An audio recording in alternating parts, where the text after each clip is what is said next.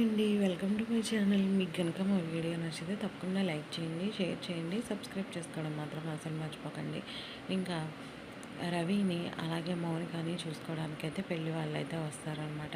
మీ అబ్బాయి ఏం చేస్తున్నాడు అని చెప్పి అడుగుతారనమాట ఇంకా ప్రభావతి అయితే మా అబ్బాయి కొత్తగా 2 రెస్టారెంట్లు పెట్టాలనుకుంటున్నాడు అని చెప్పి అబద్ధాలు అయితే చెప్పేస్తుంది. మరి మీ అమ్మాయి ఏం చేస్తుందంటే మా అమ్మాయి ఆఫీస్లో సీఈఓ అంటారే అది అని చెప్పి వాళ్ళకైతే అబద్ధాలు చెప్తూ ఉంటుంది. ఇంతలోకి బాలుకి అయితే కోపం వచ్చి చాలా ఆపమ్మ, ఇప్పటికే 1,00,000 అబద్ధాలు చెప్పావు, ఇంకా ఎన్ని అబద్ధాలు చెప్తావు అని చెప్పి అంటూ ఉంటాడు అనమాట. ఇంకా పెళ్లి వాళ్ళు అయితే అంటూ ఉంటారు, అంటే నువ్వు చెప్పేదన్నీ అబద్ధాలేనా?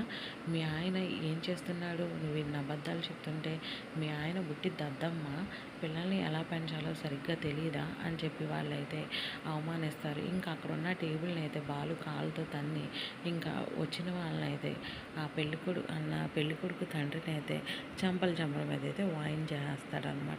Thank you for watching. Please like